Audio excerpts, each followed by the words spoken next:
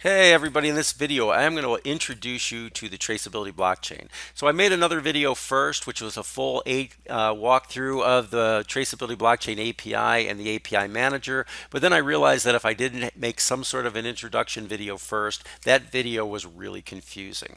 So the traceability blockchain is a blockchain platform designed around traceability. If you're familiar with how blockchains works, you realize that the input to every transaction is the output from other transactions.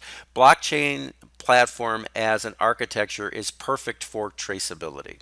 So what we did is we built a blockchain specifically for traceability and then created an API that makes it actually easy to use or much simpler to use. So it's built for developers. It's not built for end users. What you do is you integrate the API into your existing applications using a REST API. Now, blockchain is actually complicated on the surface, but with the API, we break it down to the processes of receiving products like ingredients, processing them, turning into a new form where maybe you're taking onions, tomatoes, and avocados, and you're making guacamole. Then after you've made that big batch of guacamole, you're packaging it into the packaging that gets shipped out, and then you are shipping it out. So this is designed around the GS1 numbering standards, which is important. So in the other video, I refer to things all the time as GTIN, not realizing that a lot of people don't know what GTIN means. That is your global trade identification number from GS1.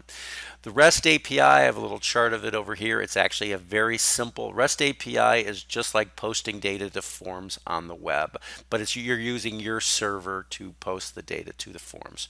So the other thing we have in addition to the REST API real quick is we have Excel uploads. Sometimes it's just easier to export data from your application into Excel and then upload the Excel spreadsheets, which in our case would then be transferred into blockchain transactions and posted on the blockchain.